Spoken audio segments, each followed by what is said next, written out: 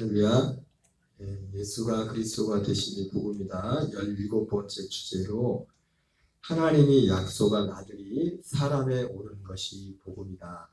하나님이 약속한 아들이 사람 안에 오는 것이 복음이다라는 제목으로 하나님 말씀 전하겠습니다. 지난 주일날 설교 제목이 뭐였죠? 갑자기 물어보면 기억 안 나죠, 그죠? 정상입니다. 약속과 죄와 죄사함이었습니다. 약속과. 그래서 약속, 죄, 죄사함 이렇게 말씀드렸는데, 약속은 뭐가 약속이라고 했죠? 지난주에 약속을 다른 말로 제가 새 언약이라고 했죠. 새 언약. 그리고 죄는 뭐라고 했어요? 죄의 핵심은 이 약속을 믿지 않는 것이 죄라고 했어요.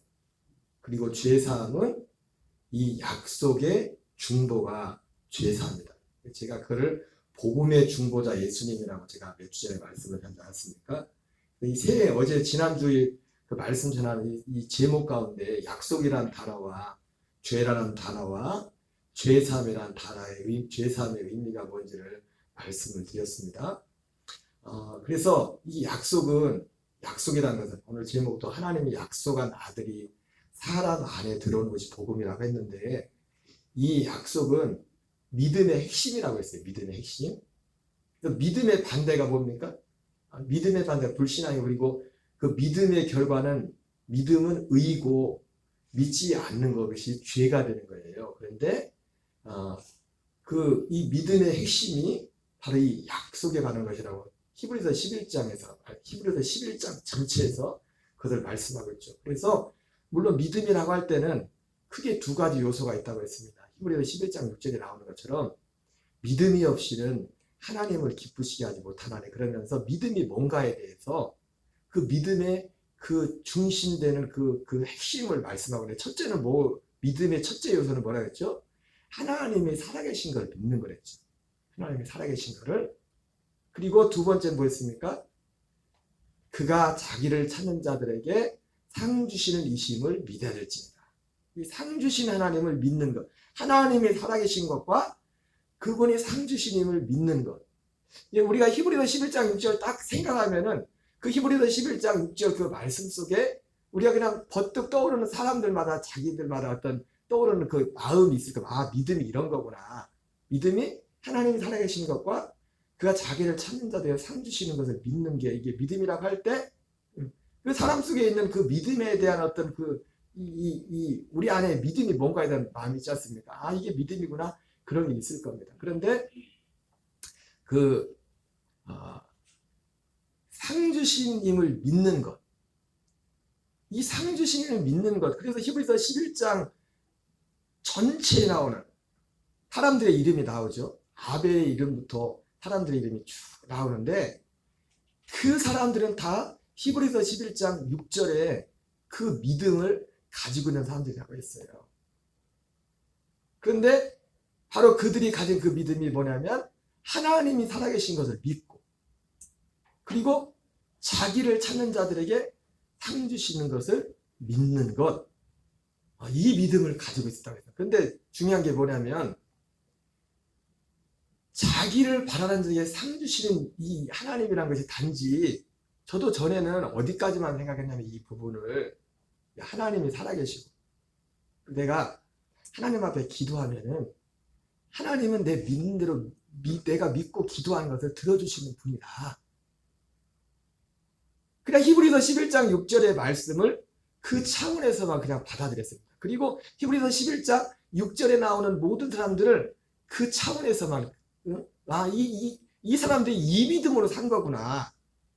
그 차원에서 또 히브리서 11장에 나오는 믿음의 사람들을 거기서 이해를 했습니다. 그런데 성경을 다시 보니까 당연히 그런 요소가, 믿음이란 요소에 당연히 그런 요소가 있지만, 적어도 히브리서 11장, 히브리서에서 말씀하고자 하는 의도는 그것이 아니었다는 거예요. 내가 하나님 앞에, 하나님은 내 기도를 들으시는 분이고, 내가 기도하면 하나님이 내 기도에 응답하시는 분이고, 그래서 저나 여러분들이나 적어도 여러분들이 지금 여기 앉아 계실 때는 그런 어떤 삶 속에서 이 저녁 예배까지 나오실 때는 여러분이 예수님의 이름을 부르 믿으면서 적어도 그런 경험들이 한두 번씩은 다 있었으니까 오늘 이 저녁 예배까지 나오셨을 거 아닙니까? 그죠? 이 어쩌다가 막 누구 끌려서 뭐 저녁 예배 오는 거 말고 진짜 꾸준히 저녁 예배 나오시는, 아니 오늘 처음 오시면 말씀하는 게 아니라 꾸준히 오시는 분들은 적어도 그런 어떤 것들이 있기 때문에, 그 믿음이 있기 때문에, 그거 있기 때문에 이 저녁 예배까지 나오시는 거란 말이에요. 그런데 히브리서 말씀하시는 자기를 바란 자에게 상 주신다는 것은 단지 그런 차원에서 끝나는 게 아니라 하나님의 약속에 관한 거예요. 약속.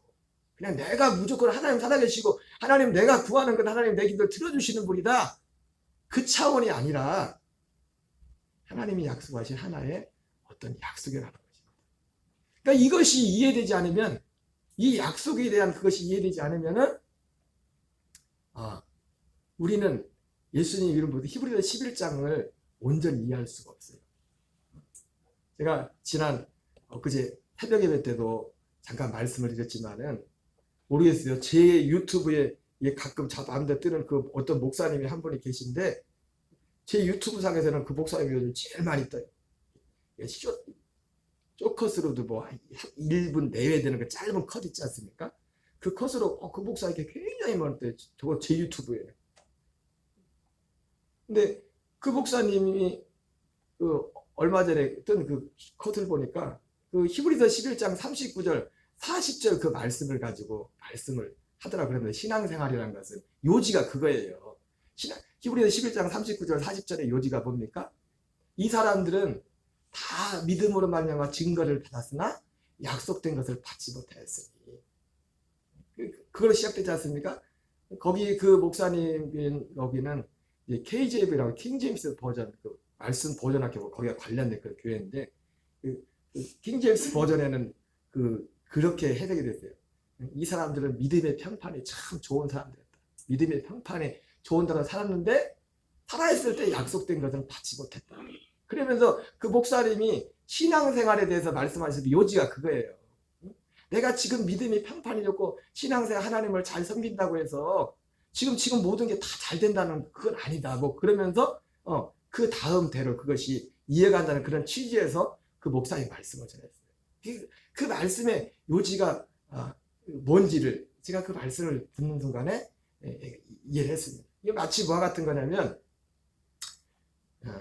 모르겠어요. 지금 어느 우리나라 교단에 지금 총회장 후보로 나오신 목사님 한 분이, 그분이 이제 성경 이제 요즘 뭐 성경 전체 이제 강의를 하시는 목사님들이 많이 계신데,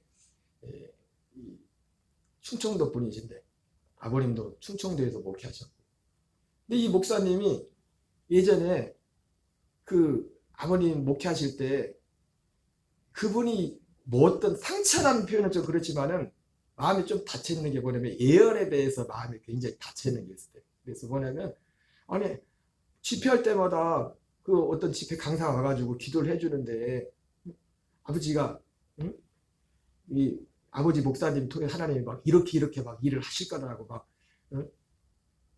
그렇게 기도를 했는데 가만히 보니까 되는 건 아무것도 없는 거야, 아버지한테. 뭐 그래가지고 그런 게 있어가지고 이 목사님한테 어릴 때부터 그걸 봐가지고 예언 기도해 주는 거에 대해 굉장히 많이 닫혀 있었어요. 그런데 시간이 막 지나다 보니까 가만히 보니까 그때 그 오셨던 강사 목사님이 아버지를 위해서 기도했던 걸 자기가 하고 있더래요. 그러면서 아멘이시죠? 이게 어떤 선교사님도 그 말씀하더라고요. 선교지에 갔는데 어떤 선교를 하는데, 지금 뭐 제가 그걸 들은 게 10년 안 됐어요. 꽤 오래된 얘기인데, 실제 어떤 세미나 갔다 들었던 얘기인데, 실제 그 선교사님이 선교를 하는데 그 선교지에서 비슷한 겁니다. 이 목사님 아버님하고 비슷한 거예요. 이 아버지 어떤 선교 사역에 대해서 예언 기도 해준 거예요. 예언 기도 해줬는데, 아버지 돌아가실 때까지 이렇게 봐도 뭐 부름 하나 뜨지도 않는 것처럼 그렇더래요. 그런데 시간 지나고 보니까 지금 그때 당시 보니까 그때 누군가가 아버지를 위해서 기도했던 그 내용을 자기가 그걸 하고 있더래요. 요지는 왜 제가 이 말씀을 드리냐면은, 그 목사님이 하셨던 그 말씀이 히브리서 11장 39절 40절의 그 말씀을 가지고 한 내용이 그 취지로 말씀을 하신 거예요. 그 취지로. 그래서 지금 아무리 신앙생활에 그분들 킹제임스 버전 번역으로는 믿음의 평판이 아무리 좋을지라도 살아있을 땐 아무것도 받지 못하고 갔다. 그러면서 이제 그 취지로 말씀했는데 그런데 중요한 게 뭐냐면 히브리서 11장 39절 40절은 그런 당연히 그런 어떤 영적인 그런 부분이 나있지만 히브리서 11장 39절 40절에서 하고자 하는 말씀은 그게 아니에요. 이 약속에 관한 거라고. 약속에 관한 거. 마태복음 20장에 나오는 포도원 품꾼의 비유처럼 먼저 된 자가 나중되고 나중된 자가 먼저 되는 그게 뭡니까? 약속. 요한복음 4장에 나오는 예수님이 제자들한테 많은 사람들은 수고했고 너희는 제자들한테 그냥 수고한 거 없는데 수고하는 것에 참여하는 자가 됐다. 이렇게 말씀하고 있어요. 그래서 히브리서 11장도 히브리 11장 시작 자체가 어떻게 시작해요? 시작이 그 약속으로 시작하잖아요. 히브리서 11장 1절 2절에 옛적에 선지자를 통하여 여러 부분과 여러 모양으로 말씀하신 하나님이 우리 조상들에게 말씀하신 하나님이 이 모든 날 마지막에는 아들을 통하여 우리에게 말씀하셨습니다. 뭘 말씀했어요? 뭐를? 옛적에 선지자를 통하여 여러분과 조상들이 여러분과 여러 모양으로 말씀하신 하나님이 아들을 통해서도 마지막 날에 말씀했는데 뭘 말씀했냐고. 똑같은 걸 말씀해. 똑같은 거를. 결국 히브리서에서 결국 뭘 말씀했어요? 말씀했던 게 새 언약에 대해서 말씀했다고. 새 언약에 대해서. 새 언약. 그래서 히브리서 11장에 나오는 모든 믿음의 사람들은 무엇을 믿은 사람이에요? 당연히 하나님이 살아계신 것을 당연히 믿었고 거기서 그 믿음이라고 할 때 그걸 믿었고 자기를 바라는 자에게 상 주신 이를 믿어야 될 때는 어떤 상을 믿었냐면 하나님이 약속하신 이 새 언약이 자기들 안에 이루어진 그걸 믿었다고요. 그걸 믿음이랬다고. 그 믿음이 있어야 하나님을 기쁘시게 할 수 있다. 그 믿음이 있어요. 그리고 그 믿음이 있어야 우리가 하나님의 뜻대로 살 수 있다. 그리고 그 믿음이 예수님이 오신 이유도 그 믿음 때문에 이 땅에 오셨다. 히브리서 10장 9절 10절에 하나님 아버지, 내가 아버지 뜻을 행하러 왔습니다. 아버지의 뜻은 첫째 것을 폐하고 둘째 것을 세우리 하시는입니다. 바로 이 둘째 것을 세우는 그 둘째 것을 히브리서 10장에도 그렇게 나왔지만 히브리서 8장에는 새 언약이라고 히브리서 10장에도 그 말씀을 하고 바로 뒤에 새 언약에 대해서 말씀하죠. 8장에도 그 새 언약에 대해서 말씀하시고 9장도 새 언약을 말해요. 예수님은 새 언약의 중보자라. 죄를 사하시는 이 예수님은 우리의 죄 문제를 위해서 십자가에 죽으시고 부활하시고 승천하셔서 우리에게 큰 대제사장이신 예수 그리스도는 새 언약의 중보자라. 그렇게 히브리서 9장 15절에서 성경의 기록, 새 언약에 대해서 말씀. 예수님은 새 언약의 중보. 그리고 성경이 말하는 진짜 그 약속이 뭐냐면 새 언약이다. 이렇게 말씀했어요. 그래서 우리의 믿음의 핵심이 지난주 말씀을 전했던 핵심은 우리의 믿음의 핵심은 바로 이 약속에 있다. 이 새 언약에 있다. 단지 우리가 이 세상에서 예언해줘서 우리가 바라는 것들 이래서 이 세상에 어떤 많은 것들을 이루는 그런 부분들이 어떤 믿음이란 요소 가운데 있지만은 진짜 하나님이 약속하신 믿음은 뭐냐면 우리의 어떤 눈에 보이는 어떤 그런 것들이 아니라 그런 것들은 하나의 어떤 통로와 수단이고 우리 한 사람 한 사람이 그리스도의 생명으로 거듭나서 그리스도의 장성한 믿음의 분량에 자라가는 이것이 하나님의 믿음이라는 거예요. 이것이. 그리고 확장된다면 무언가 확장되고 눈에 보이는 것도 확장된다면 이 부분이 확장이 돼야 된다는 거예요. 이 부분이. 내 안에서 그것이 확장이 되고 누군가에 전달이 되어서 이것이 생명을 얻고 예수님이 요한복음 10장 10대 나는 것처럼 생명을 얻고 더 풍성히 얻게 하시라 한 것처럼 그 생명이 전달되고 그 사람에게도 그 생명이 또 확장돼요. 예수님이 요한복음 17장에서 말씀했던 것처럼 제자들에게 그날에는 나와 아버지의 가진 영광을 너희도 그 영광 안에 살아가 될 것이라 그렇게 그 17장에서 말씀을 전하면서 이것은 여기 있는 너희들을 위해서만 내가 전하는 것이 아니라 언젠가는 너희들을 통해서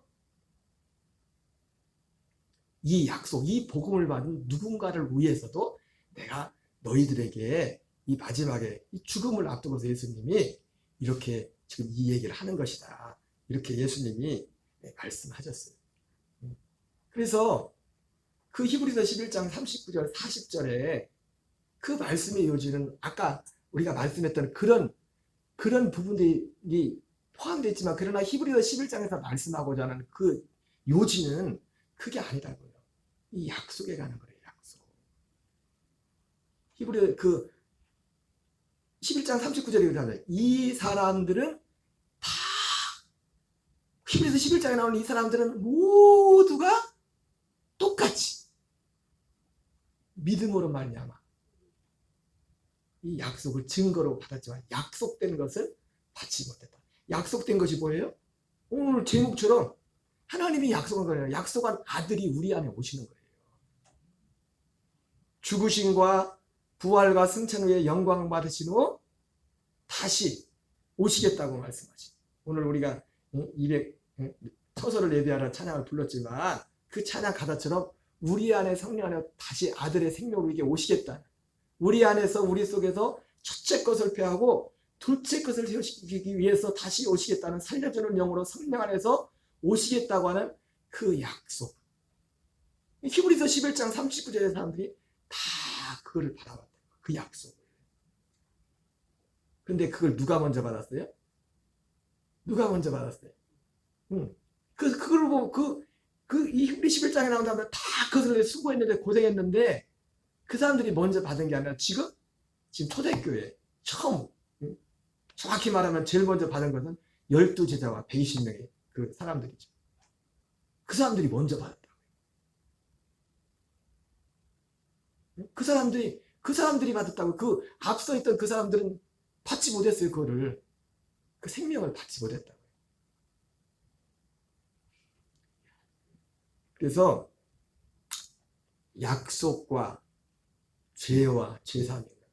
그래서 복음의 핵심은 이 약속, 믿음의 핵심은 약속이고 이 약속은 새 언약이다. 그렇죠? 지난주에 새 언약을 제가 왜 그렇게 제가 강조했습니까? 신천지에서 새 언약을 자꾸 쓴단 말이에요. 그래서 유튜브에 검색해 보니까 신천지는 우리 개신교들 보고 뭐라고 하냐면 개신교를 그리스도의 도의 초보라고 해요. 히브리서 11장, 히브리서 6장에 나오잖아요. 그리스도의 도의 초보에서 머물지 말고 완전한 대로 나가라. 이렇게 말씀해요. 완전한 대로. 그래서 신천지로 간 사람들이 많아요. 완전한 대로 간다고. 근데 네, 맞아요. 거기서 말하는 히브리서 6장 1절, 2절에 나오는 그리스도의 도의 초보가 있고 완전한 데가 있는데 완전한 데 그게 새 언약이에요. 새 언약. 그래서 이 새 언약이란 말과 새 언약이란 말을 신천지에서 쓰니까 우리가 새 언약 쓰는 게 참 조심스러워요. 근데 문제는 뭐예요? 신천지에서 그 문장 가지고는 어떤 면에서 맞아요. 왜? 새 언약이 우리에게 이루어지는 것이 구원의 시작이기 때문에. 새 언약. 근데 신천지는 뭘 새 언약이라고 해요? 요한계시록을 새 언약이라고. 요한계시록. 모두 요한계시록을 새 언약이라고 했어요. 새 언약이 뭔지 성경에서 분명히 에레미야 31장 31절 34절에서 말씀하고 있고 히브리서에서 새 언약이 뭔지를 분명하게 말씀해주고 있는데 결국은 새 언약은 다른 게 아니에요. 우리에게 하나님의 아들의 생명을 주는 거예요. 우리가 거룩하게 하는 자와 거룩하게 하심을 입은 자가 한 근원에서 난지를 것처럼 나 자신 내 영 혼의 자체가 생명 하나님의 아들이 되는 거예요. 실제로 아들의 생명. 이 약속이 복음이고 이 약속이 새 언약이거든요. 그랬더니 제가 그래가지고 그걸 더 자세한 내용을 보려고 인터넷을 검색을 했어요. 인터넷을 검색을 해서 그리스도의 도의 초보와 새 언약 쳤더니 제일 먼저 뜨는 게 박옥수 목사가 쓴 설교가 뜨더만. 그러면서 제목이 뭐였죠? 새 언약은 요한 계시록이 아니라 예수 그리스도가 새 언약이다. 박옥수 목사가 그렇게 설교했더라고요. 구원파에. 참 우리 개신교를 분발해야 돼. 우리 정통이라고 하는 분들은 구원파에 제일 먼저 써도 구원파에. 제가 지난주 말씀했지만은 그 문장 자체로 그것도 완벽합니다. 아마 구원파에서도 신천지 간 사람입니다. 그래가지고 그래서 새 언약은 요한 계시록이 아니라 새 언약은 예수 그리스도다. 이게 새 언약이다. 그렇게 요지가 그거더라고요. 근데 제가 말씀드렸죠. 그래서 제가 몇 가지 부류가 나왔잖아요. 그렇게 치면은 신천지 같이 새 언약 하면 신천지 같이 말하는 사람이고, 신천지 요한 계시록이 새 언약이라고 말하는 사람들. 그리고 또 사실은 구원파뿐만 아니에요. 일반적으로 새 언약 하면, 그러니까 박옥수 씨도 새 언약이 박옥수 목사도 예수 그리스도가 새 언약이라고 했을 때 그 뭘 새 언약 했어요? 죄를 사하는 예수 그리스도. 그리고 나머지 검색하니까 나머지 일반 교회 목사님들도 그런 주제로 다 강의라고 설교했는데, 사실은 표현은 좀 다르지만 박옥수 목사라고 해야 되나요? 씨라고 해야 되나요? 그분이 저보다 한참 어쨌든 연배는 어른이니까 어른 대접을 해드려야지. 그 어른이라고 해야지. 그 어른이 하신 말씀하고 다를 밖에 별로 없어요. 차이가. 짐승의 피가 아니라 예수 그리스도의 피. 이게 새 언약이다. 근데 세 번째 목사님들은 또 어떤 부류가 있냐면, 그 유기성 목사님이나 또 어떤 우리 또 다행히도 또 감리교 목사님들 그렇게 말씀하셨더만. 유기성 목사님하고 또 서울의 청파교회 목사님이시사 그냥만 그 요가 뭐냐면 새 언약은 성령이다. 우리 안에 오시는 성령이다. 영에 대해서 말씀해요. 영에 대해서. 크게 이제 이 새 언약 치면 딱 요 세 가지, 거의 큰 세 가지가 말씀하시는 거예요. 신천지는 말할 것도 없고 이거는 말도 안 되는 거고. 이 맞아요. 짐승의 피가 아니라 예수 그리스도의 피가 새 언약 맞아요. 새 언약의 중보죠. 새 언약이라고 했을 때 짐승의 피가 아니라 예수님의 피라고 하는, 이렇게 말하는 것, 별 문제가 안 됩니다. 근데 그게 새 언약은 아니에요. 새 언약의 중보라고 피는 예수님의 죽음. 그리고 유기성 목사님이나 그 청파교회 김 목사님 말씀한 것처럼 영에 관해서 우리 안에 오시는, 그래서 그분들은 실제로 예레미야 31장을 인용을 하시더라고요. 우리 안에 오시는 성령. 이것이 새 언약의 영에 대해서 말씀합니다. 근데 거기서 더 정확하게 말하면 성령님이 오신데 왜 오시냐. 아들에 관한 약속이 새 언약이라고 해요. 성령님. 우리 안에 아들의 영을 주는 거예요. 우리 안에 아들의 생명을 주는 거예요. 여러분, 제가 지난번에 말씀드렸지만 여기 뒤에 나오지만은 성령님이 우리의 생명이 아닙니다. 우리의 생명은 누구냐면 아들 그리스도가 우리의 생명이에요. 성령님이 우리 안에 아들 그리스도의 생명, 영을 줘서 그 생명을 우리에게 주는 거예요. 하나님이, 그러니까 이제 좀 더 정확히 말하는 거예요. 이거 왜 그러냐면은 이러한 인식이 우리에게 정확해.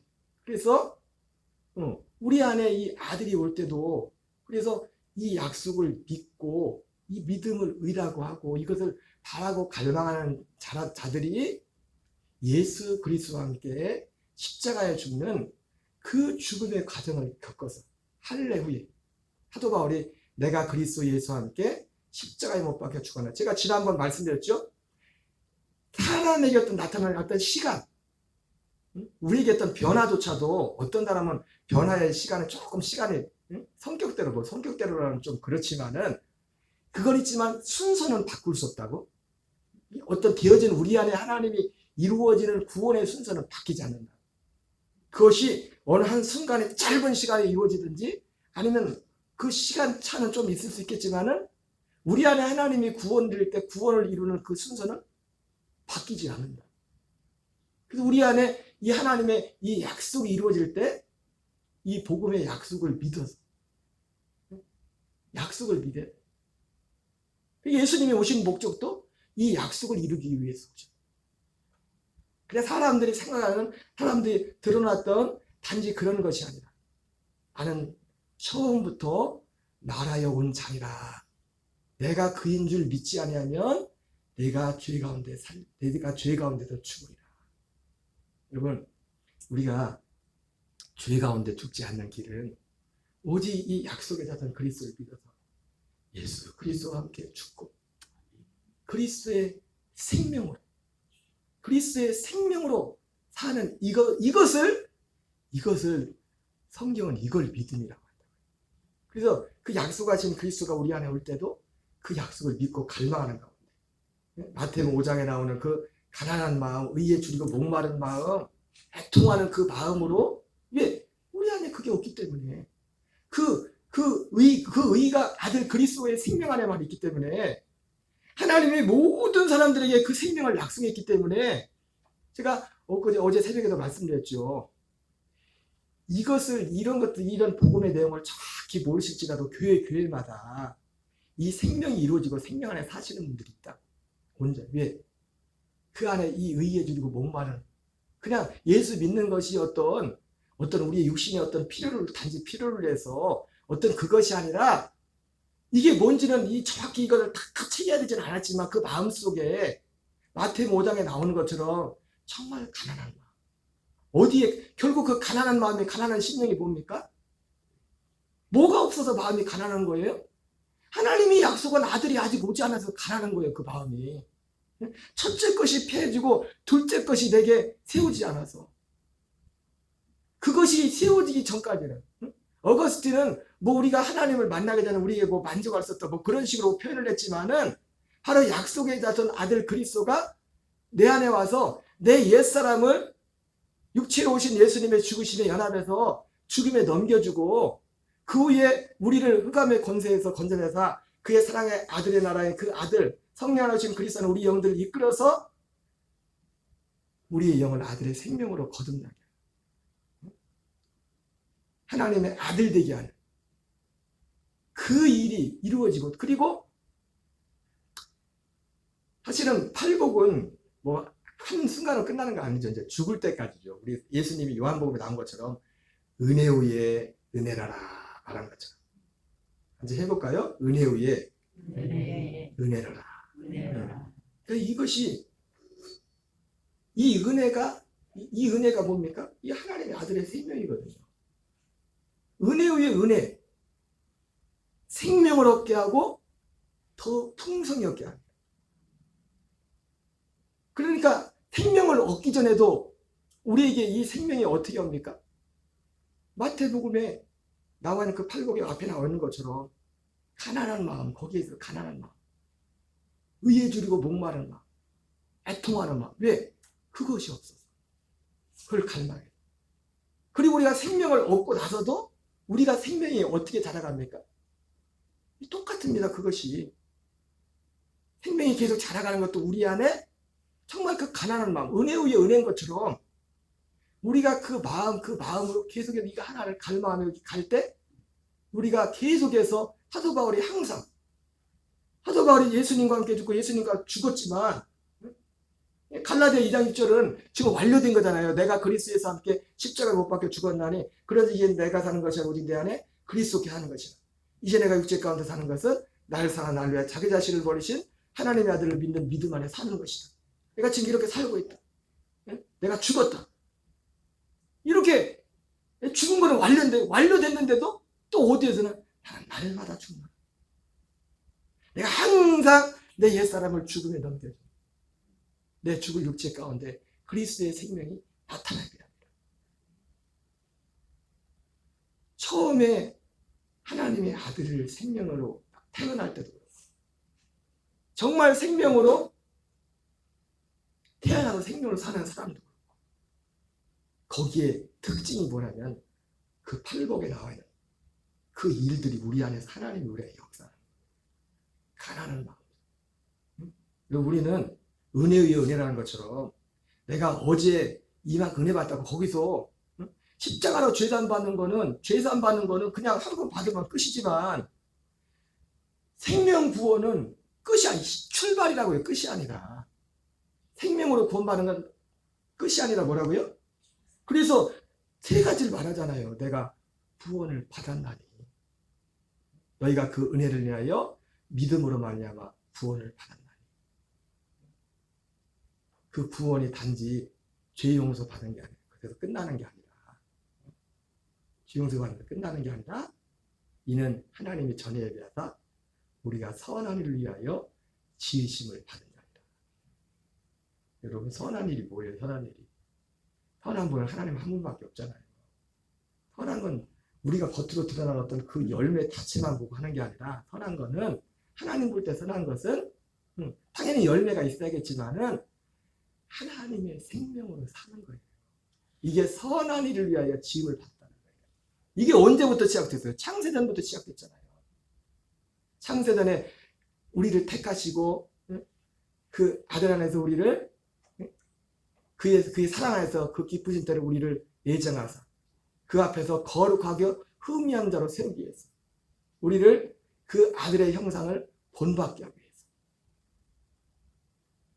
이것이 선한 일을 위해서 지음을 받았다는 그것이 그러니까 여러분 우리가 아까 서두에도 말씀드렸지만 우리가 예수님 믿으면서 복음을 전하면서 어떤 외부적인 이런 확장들도 당연히 있어야 되겠지만은 결국 남는 건 뭐냐면 우리 한 사람 한 사람 안에 하나님이 이 생명을 거둬서 생명으로 살아가는 것 그것만 남는 거예요.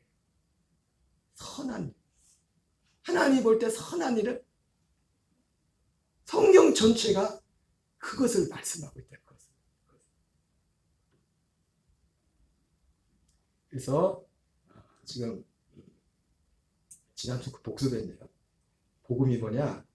하나님이 약속한 아들이 사람 안에 오는 것이 이 사람 안에 오는데 어떻게 해요?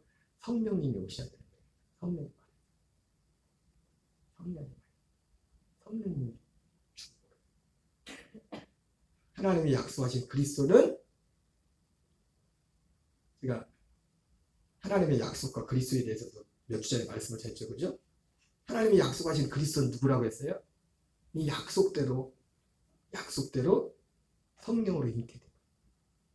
약속대로 십자가에 우리 죄를 지고 죽으셔야 돼요. 약속대로 부활하셔야 돼요. 약속대로 승천하시고 영광 받으셔야 돼요. 그리고 약속대로 성령 안에서 우리 안에 다시 오시는 그리스도. 우리의 생명아 씨로 오시는. 그래서 이사야 53장에서 분명히 53장 10절에서 말씀하잖아요. 우리는 지금까지 이사야 53장을 볼 때 예수님의 고난까지밖에 안 봤어요. 예수님 우리를 고난당하는 거예요. 근데 이사야에서는 고난에서 끝나지 않아요. 약속을 말한다. 그가 자기 영혼이라고 하는데 그 영혼이 아니라 육신의 생명을 줬다.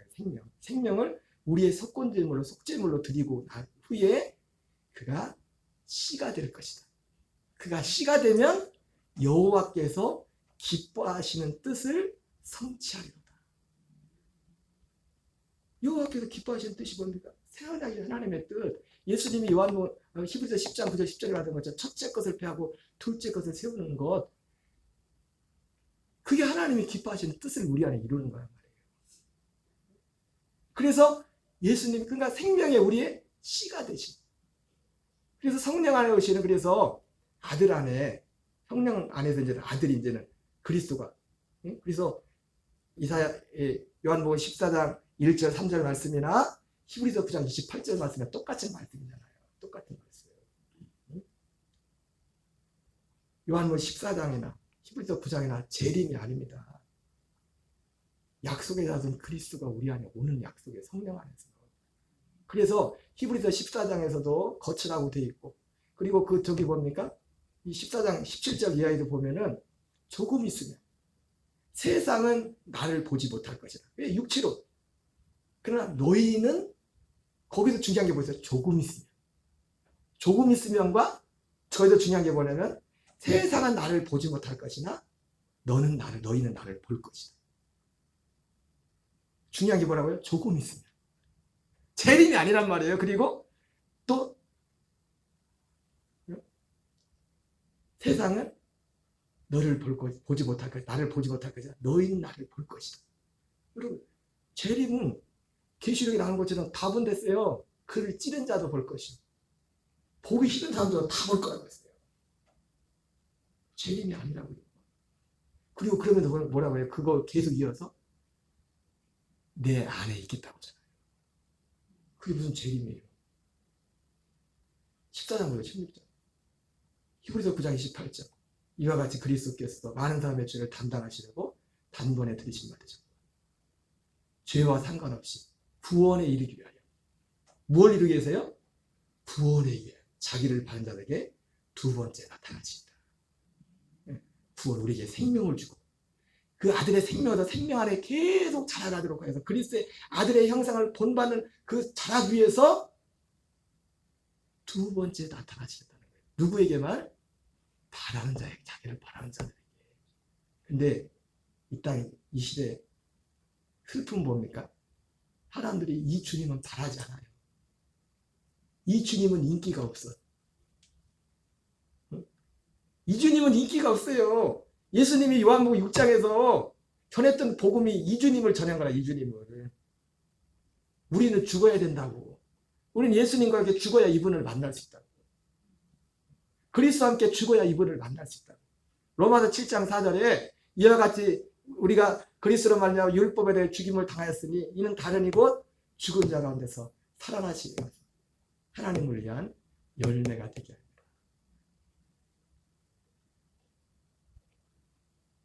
그 약속이 하나님이 약속하신 그리스도란 말이에요. 이 모든 과정을 거치신 그리스도. 여러분, 우리는 이 주님을 믿습니다. 그래서 복음이 뭐냐면 하나님이 약속한 이 아들이 이 모든 과정을 거치시고, 그러니까 여기서 하나도 빠지면 안 됩니다. 요즘 자기들이 하나님이라고 뭐 재림주라고 뭐 메시아처럼 한 사람들 다 여기서 다 탈락해. 이 기준에서 진짜 하나님이 약속하신 그리스도는 이 기준에서 성령으로 잉태돼서 오는 거 보세요. 모든 이거에서 하나도 빠지면 안 돼요. 그럼 구원자가 돼서. 그래, 진정한 구원자는, 우리의 구원자는 누구예요? 성령 안에서 오시는 그리스도가 우리의 구원자라는 거예요. 살려주는 영으로. 살리는 것은 영이니 육은 무익합니다. 우리 예수님께서도 육체로는, 예수님이 육체로 계실 때 말씀한 거잖아요. 나도 이 약속을 이루러 왔지만 내 육체로는 너희들을 살릴 수 없다. 예수님이 육체로 하는 건 뭐예요? 우리를 죽이는 일을 하는 겁니다. 여러분, 하나님의 사랑은, 사랑의 출발은 뭡니까? 우리를 죽이는 거예요. 뭐가 하나님의 사랑의 시작이라고요? 우리를 죽이는 게 하나님의 사랑이라는 거예요. 왜? 우리가 죽어야 하나님이 약속하신 그리스도가 오니까. 예수님과, 그분과 함께 죽어야 그분과 함께 사니까. 그러니까 그분과 함께 우리를 죽이는 그것이 하나님의 사랑이라고. 진짜 사랑. 그런데 그러니까 사람들이 이 주님은 별로 인기가 없어요. 그래서 예수님이 오병이어 사건 후에 이 주님을 당신이 이제 죽음 후에 나중에 이걸 말씀하는데 인기가 없어. 아이고, 힘들다, 어렵다. 다 도망가 버렸어요. 다 도망가고 12 제자들을 만나게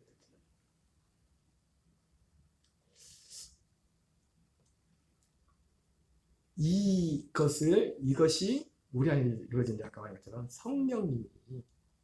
성령님의 중보로 우리 안에 일을 이룬단 말이에요. 일을 이루어간다. 중요한 말씀을 마칠게요. 제가 아까도 말씀드렸지만 성령님이 일을 이루시는데, 그리고 이 구원은 한번 다 구원받았다 끝이 아니라 했잖아요. 그죠? 시작이란 말이에요. 생명을 응애하고 아기가 태어나서 그 끝난 거냐고요. 이제 시작이지. 생명이 자라가야죠.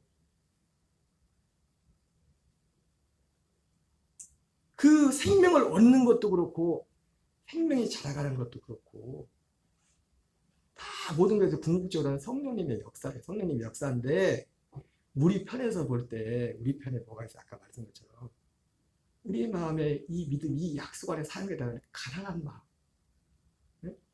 애통하는 마음, 줄이고 목마른 마음, 온유, 온유한 자는 땅을 기업으로 받을 거지. 이 땅을 받는 게 아니에요. 물론 이 땅도 이 세상의 땅도 받을지 모르겠지만 우리가 진짜 받을 땅은 뭐예요? 그리스도 안의 약속의 땅이란 말이에요. 약속의 땅. 예수님이 요한복음 14장에 약속하신 그 거처가 하나님 우리에게 약속하신 땅이라고요. 예수 그리스도와 함께 죽은 자만이 그 땅에 들어갈 수 있다고요. 아무나 거기로 주님이 영접해 주는 게 아니에요. 여러분 사람들이 참 뭐냐면 똑같은 겁니다. 우리가 영으로 응? 우리 영이 그리스도 안에 처소 안에 들어가는 거나 맨 마지막 날에 주님이 사람들한테 난 널 몰라 하고서 그거나 똑같은 거예요. 그 모양이 다를 뿐이지. 그 마지막 날에도 아무나 주님이 들어가고 하지 않잖아요. 그죠? 난 너희를 모른다 그러잖아요. 나가라 하잖아요. 그런 것처럼 이 그리스도 안에 약속의 땅에도 아무나 들어가는 게 아니라 하나님이 주님이 우리는 너무 우리가 하나님 예수 믿는다면서 항상 말지만 우리가 갑이 되려고 우리가 그분 안에 살려면 우리가 뭐 해야 된다고 했어요? 의리 돼야 돼요. 의리. 그리스도와 함께 죽어 아무나 영접해 주는 게 아니에요. 죄사함 받는 것도 영원한 죄사함도 누구에게 죄사함이 이루어져요? 그 고린도서 1장 13절 14절 같은 그가 우리를 흑암의 권세에서 건져내사 그의 사랑의 아들의 나라로 옮기셨으니 흑암의 권세에서 건져내사 그의 사랑의 아들의 나라로 옮긴다는 거나 그 말이나 요한복음 14장 1절 3절에 나오는 처소안으로 내가 너희를 영접한다는 말이랑 똑같은 말이란 말이에요. 거기서 죄사함도 거기서 이루어진다. 거기서 고린도서에서 1장 13절 14절에 영원한 단 한 번의 죄사함이 거기서 이루어진다잖아요.